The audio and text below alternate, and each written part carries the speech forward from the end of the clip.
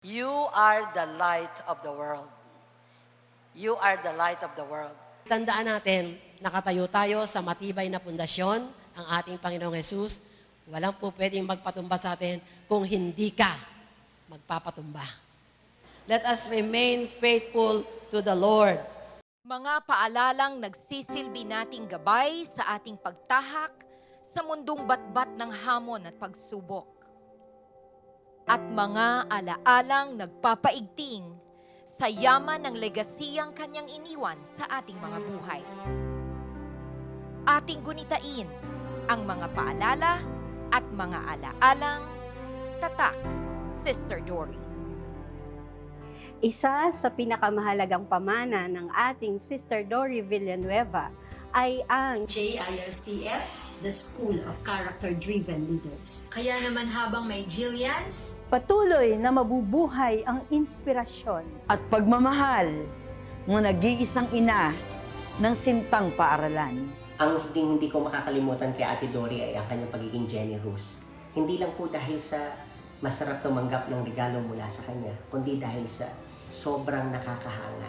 Walang pagkakataon na hindi siya nakakakita o nakakasilip ng pagkakataon para tumulong sa kapwa. Spiritual tenacity o passion for the Lord, for the perishing souls, for her family, for the JIL Church Worldwide Ministry, sa ating pong bansa at maging sa bansang Israel. Yung kanyang generous heart, pusong mapagbigay talaga. Pagiging straightforward po ni Ate Dory. Siya po ay honest, siya po ay sabihin na nating frank, pero ang laki po ng tulong nito na nagsisimula pa akong maglingkod sa Panginoon. Pagiging maalalahanin sa aming mga pastors at ganun din ang kanyang pagiging masiyahin. pagiging mahilig niyang mag-shopping sa flea market. At sa Amerika naman, nag-shopping siya sa Ross. Kaya nung nandun ako sa Amerika, ay doon din ako nag-shopping kasi maganda doon at mura lang. Pagmamahal niya sa mga pastor, kaya nakakamiss po talaga yung bowling. Lagi po siyang excited sa mga mission trip dahil yun po ang pagkakataon na ma-encourage and ma-strengthen po niya ang mga JIL people dun sa mga bansa na kanyang pinupuntahan. Pagiging disciplinarian, pagiging obedient to the call of God sa kanyang buhay, pagkakaroon ng reverential fear of the Lord, at ang pagiging yielded vessel to whatever God wants her to be. Pagmamalasakit at pagpapahalaga sa iyo. Yung pagiging very energetic, masayahin, at yung kanyang alab sa paglilingkod sa Panginoon. Pagiging matulungin at pagdamay sa mga nangangailangan. Pagiging generous. Gusto niya na nakikita ang mga pastor at ang mga pamilya ng pastor na nasa maayos na kalagayan. Yung bilin niya na kung nabili ko na ang mga gamot ni Kuya Ed. Kanyang pag-aalala sa aking buhay mula sa pagpili ng mapapangasawa at hanggang sa pagpapamilya. Maraming salamat po, Ate Dory. Na ako po'y kanyang mapagkatiwalaan sa kabila po ng aking mga kakulangan. Generosity. Pagdating sa pagbibigay, hindi mo siya mauunahan. Pina-memorize niya ang Galatians 2:20. I have been crucified with Christ and I no longer live, but Christ lives in me. The life I live in the body, I live by faith in the Son of God who loved me and gave Himself for me. Galatians 2:20. Simula po noon, natuto akong mag-memorize ng Word of God. Dalas na pagpalo niya sa aking braso kasabay ng pagdilat ng kanyang mga mata. Pagpapahiwatig na meron siyang hindi nagustuhan sa aking nasabi o nagawa. Yung pagka-humble niya. Pagiging generous niya, malalahanin, mapagbigay, at ina ng laging saklolo. yung kanyang mga tawa, yung kanyang masasayang kwento, at yung kanyang mga pangaral. Talagang napaka-maalalahanin niya. kanyang pagmamahal. Mahal niya ako, mahal niya ang mga anak ko, mahal niya ang mga kapatid niya, mga hipag niya. Yun ang nami-miss namin. We miss you, Mama Dory. Isa sa natatandaan ko nung mamatay ang aking ina na pinuntahan niya kami sa Batangas na Talagang kasama niya ang Dabarkads kahit malayo at kahit gabi na. Siya ay nakiramay sa aking buong pamilya. Na talagang damang-dama ko ang pagiging ina niya sa akin na talagang kino-comfort niya ako. Madalas sabihin ni Ate Dory na nagkaroon ng impact sa buhay naming mag-asawa.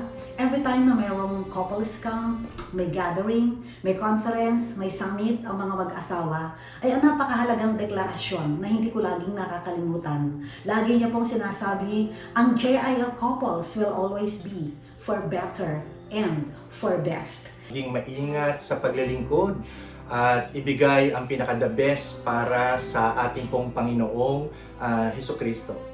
Pribilehyo. Ang maglingkod sa Diyos ay isang pribilehyo at ito'y dapat pahalagahan. Kung may tiyaga, may pagpapala. Laging maging matapat sa paglilingkod sa Panginoon hanggang sa kanyang muling pagbabalik. Know your God and be mighty in the land. Na habang tayo po ay pinagkakatiwalaan ng Diyos sa kanyang dakilang ministeryo, ay lalo pong mapuno ang ating puso ng kapakumbabaan, kabutihan at pagmamahal sa kapwa. Kahit anong mangyari sa mundong ito, magkaroon man ng maraming problema at pagsubok sa buhay, remain faithful to the Lord until the end. Ay ang kanyang katuruan, manggagawang wanakusay. Maraming salamat po, Ate Dory. Na maging masipag, matiyaga, at maging matapat sa Diyos na pinaglilingkuran natin. Lagi niyong binabanggit yung power, ganun, referring to the power of the Spirit. Dapat daw yung mga babae hindi nagsusuot ng mga revealing na clothes. Hindi maikse at hindi nakikita yung mga sa taas naman ay sobrang drop down na yung mga blouses. Na ang priority ng isang tunay na Kristiyano, una ay ang Diyos, pangalawa ay ang kanyang pamilya, pangatlo ay ang ministeryo. Huwag na huwag kakalimutan ang pamilya. Yung pong teaching niya na beyond reproach, para po isang, isang malaking, masabi ko po na ang salita nga po ng Diyos, isang tabak. Parang isang tabak siya na nakalagay sa aking puso nang marinig ko po yung kay Ate Dory. Naalala ko po, sabi niya doon na paglilingkod natin sa Panginoon ay ang Lord ang ating piniplease. Kaya namang ano man ang mangyari, ano man ang sabihin ng taong nasa paligid natin, magpatuloy ka lamang sapagkat ang Lord ang iyong piniplease. Palagi niyang paalaala na sa ating paglilingkod sa ating Panginoon ay wag din natin kalilimutan ang ating pamilya at patuloy natin silang aalagaan. Nasain nating lagi na maging kabalikat at hindi pabigat sa ministry. Gayon din, remember that our first ministry is our family. Kapag ikaw ay leader at nag-train ka at mas magaling yung na-train mo, mas magaling sa iyo, ay dapat huwag kang ma-insecure, kundi ikaw ay lumundag sa tuwa, pumalakpak ka pati ang iyong tenga, sapagkat ibig sabihin nun, magaling kang leader. Ano mang talento ang meron ka, dapat pagyamanin mo. Iba talaga pag Kristiyano. Iba pagka nasa kay Lord. Nakikitang masaya, may peace, at hindi agad tumatanda. Huwag kang mag-alala, huwag kang mag-isip ng kung ano-ano, kung kapag ikaw ay natatakot o kung ano man yung mga negative sa buhay mo, kundi ikaw ay patuloy na manampalataya sa Diyos. Ikaw ay manalangin sapagkat siya ay lagi mong kasama. Bigyan mo ng katwiran ang lahat ng bagay. Nang sa gayon, matututo kang umunawa at unawain ang lahat ng sitwasyon ng bawat tao. Enlarge my territory. Kung minsan mamamasyal kami at pupunta kami sometimes sa mga high-end na stores at may nakasulat, for sale. Ayan, ipapasok kami. At manakita siya ng mga medyo kustunada niyang items. Pero pag nakita niya yung presyo na mataas pa rin, mahal pa rin, sasabihin niya, not for sale. gaganon siya kaagad. Pag sinabi kong, Tidori, nahihiya po ako. Sasabihin niya, anong kulay ng hiya mo?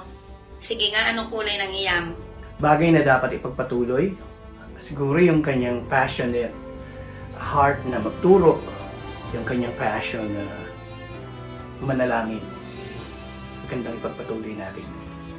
Ate Dory, sisikapin po namin sa abot po ng aming makakaya na wag pong masayang at mawala ng kabuluhan ang inyo pong pagpapagal ni Kuya Ed sa ministeryong ipinanganak sa puso ng Diyos na ipinagkatiwala po sa inyo ang Jesus is Lord Church Worldwide Ministry.